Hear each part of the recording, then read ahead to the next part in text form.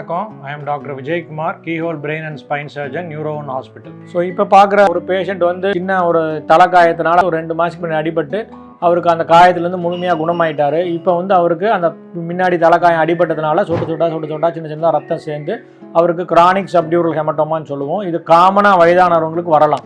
So யாருக்கு வேணால் வயதானவங்களுக்கு 55-60 வயசை தாண்டுறவங்களுக்கு மூளை கொஞ்சம் இடம் சுருங்கி இருக்கிறனால ரத்த குழாய் சின்னதாக அடிபட்டாலும் சொட்டு ரத்தம் சேர்றதுனால இந்த மாதிரி ரத்த கசிவு மூளைக்கு வெளியே ஸ்லோவாக ஃபார்ம் ஆகி பல வாரங்கள் மாதங்களுக்கு அப்புறம் அதோட அழுத்தம் அதிகமாகிறப்போ அவங்களுக்கு தலைவலி, கிறுகிறுப்பு, கை கால் பலக்குறைவு, ஃபிட்ஸு இந்த மாதிரி வர்றதுக்கு காரணங்கள் இருக்குது. ஸோ இந்த மாதிரி ஆரம்ப கட்டத்திலேயே கண்டுபிடிச்சி அந்த மாதிரி ரத்த கசிவு இருக்கிறத நம்ம தெரிஞ்சுக்கிட்டோம்னா அவங்களுக்கு இந்த மாதிரி கை கால் பலக்குறைவுகள்லாம் வர்றதுக்கு முன்னாடியே ஆப்ரேஷன் பண்ணிடலாம். இது டிப்பிக்கலாக ஒரு 25 பைசா காயின் சைஸில் நம்ம அந்த இடத்துல ஒரு கீ ஹோல் மாதிரி பண்ணி அந்த ரத்த கசிவு கம்ப்ளீட்டாக எடுத்துடுறோம். அது முக்கியமாக அது எல்லாமே லிக்விட் ஃபார்மில் தான் இருக்கும். அதனால் அந்த ரத்த கசிவை எடுத்துட்டா கம்ப்ளீட்டாக 24 ஹவர்ஸில் அவங்க ரேப்பிடாக ரெக்கவர் ஆகிப்பாங்க.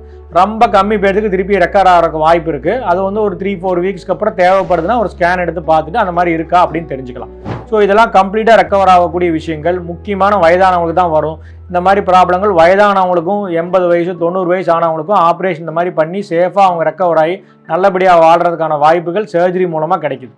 வணக்கம், என் பேர் சிதம்பரம். நான் அரியலூர் டிஸ்ட்ரிக்ட்லேருந்து வரேன். என்னோடய அப்பா 63 வயசு. எங்கள் அப்பா பார்த்திங்கன்னா ஒரு 2 மாதத்துக்கு முன்னாடி கீழே விழுந்துட்டாங்க.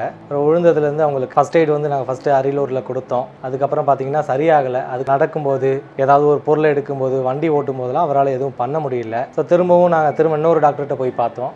அப்போவும் பார்த்திங்கன்னா சரியாகலை. திரும்ப 3வது ஒரு டாக்டர்கிட்ட போனோம். டாக்டர்கிட்ட போனதுக்கப்புறம் திரும்ப எம்ஆர்ஐ ஸ்கேன் எடுத்துகிட்டு இந்த மாதிரி பிரெயினுக்கு வெளியில் பிளட் கிளாட் இருக்குது, அது இமீடியட்டாக சர்ஜரி பண்ணணும் அப்படின்னு சொல்லிட்டாங்க. இல்லைனா இது ரொம்ப சீரியஸான இஷ்யூ அப்படின்றத சொல்லிட்டாங்க. இல்லைனா it will be go to stroke அப்படின்ற மாதிரி சொல்லிட்டாங்க. அதுக்கப்புறமா எங்களுக்கு என்ன பண்ணுறது ஒரு 2 டாக்டர்கிட்ட விசாரித்தோம். அப்புறம் என்னோடய ஃப்ரெண்டு ஒருத்தவங்க டாக்டர் சில்ஃபி மேடத்தில் ஒர்க் பண்ணிகிட்டு இருக்காங்க ராயல் பாலில்.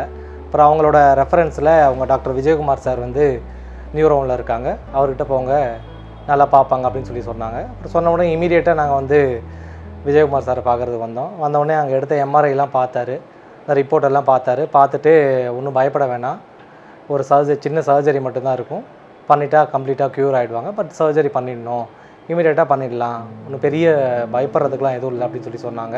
ஒரு ஹோப் கொடுத்தாங்க. அதே போல் அப்புறம் நாங்கள் அட்மிட் பண்ணி சர்ஜரி பண்ணோம். சர்ஜரி பண்ணதுக்கப்புறம் திரும்ப ஒரு ரிவ்யூ வர சொன்னாங்க. 2வது ரிவ்யூ இப்போ நல்லா இருக்கிறாங்க, எந்த ஒரு இஷ்யூவும் கிடையாது. நாங்கள் சர்ஜரி முடிச்சுட்டு இங்கே ஒரு கம்ப்ளீட்டாக ஒரு 2 டேஸ் இருந்திருப்போம். 2 டேஸ்க்கு அப்புறமே எங்களை டிஸ்சார்ஜ் பண்ணிட்டாங்க. இங்கே இருக்கும்போதே நாங்கள் நடந்தாங்க, அவங்களோட ஒர்க்கெல்லாம் பார்த்துக்கிற அளவுக்கு தான் இருந்தாங்க. அப்புறம் வீட்டுக்கு போயிட்டு கம்ப்ளீட்டாக ஒரு 15 டேஸ் பெட் ரெஸ்ட் எடுக்க சொன்னாங்க. அதே போல் எடுத்தோம். அவர் சொன்ன மெடிசனை ஃபாலோ பண்ணதுக்கப்புறம் இப்போ ஆல்ரைட், இப்போ நல்லா இருக்காங்க, நல்லா நடக்கிறாங்க, எந்த ஒரு கம்ப்ளைண்ட்ஸும் இல்லை. டாக்டர் எடுத்துட்டோன்னா டாக்டர் ஒரு நல்ல ஒரு ஹோப் கொடுத்தாரு. முதல்லையே நல்ல ஒரு ஹோப் கொடுத்தாரு, ஒன்றும் பயப்பட தேவையில்ல, சின்ன சர்ஜரி தான் அப்படின்னாரு. அதுக்கப்புறம் முடிச்சதுக்கப்புறமும் திரும்ப கூப்பிட்டு சொன்னாங்க, சர்ஜரி சக்ஸஸ்ஃபுல்லாக முடிஞ்சிருச்சு, எதுவும் பயப்பட தேவையில்ல, நல்லா இருக்காங்க அப்படின்னு சொன்னாங்க. அதுக்கப்புறம் அட்மிட் பண்ணியிருந்தோம். அட்மிட் பண்ணியிருக்கும்போது ஸ்டாஃப், நர்ஸ் இவங்க எல்லாருமே நல்லா கேர் பண்ணி பார்த்துக்கிட்டாங்க, எல்லாம் நல்லா சப்போர்ட்டிவாக இருந்தாங்க. ஸோ இன்றைக்கி பார்த்தீங்கன்னா 2வது ரிவ்யூக்காக வந்திருந்தோம். 1 மாதம் ஆகிடுச்சு, ஆல்மோஸ்ட் 1 மாதத்துக்கு அப்புறம் 2வது ரிவ்யூ வந்தோம்.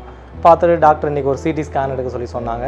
சிடி ஸ்கேன் எடுத்துகிட்டு பார்த்துட்டு சொன்னாங்க, கம்ப்ளீட்டாக உங்களுக்கு சர்ஜரி பண்ணதுக்கான எந்த ஒரு இதுவுமே கிடையாது, ஃபுல்லாக நல்லா கிளியர் ஆகிட்டீங்க, பயப்பட தேவையில்ல, ரொட்டீனாக உங்களோட லைஃப்பை நீங்கள் கண்டினியூ பண்ணலாம், எந்த ரெஸ்ட்ரிக்ஷனும் கிடையாது அப்படின்றத சொன்னாங்க. நல்லா இருக்காங்க, எந்த ஃபுட் ஹேபிட்லலாம் எந்த ஒரு சேஞ்சஸ் எதுவுமே கிடையாது, நீங்கள் ரொட்டீனாக என்ன பண்ணீங்களோ அதை இனிமேல் பண்ணிகிட்டு இருக்கலாம் அப்படின்னு சொன்னாங்க.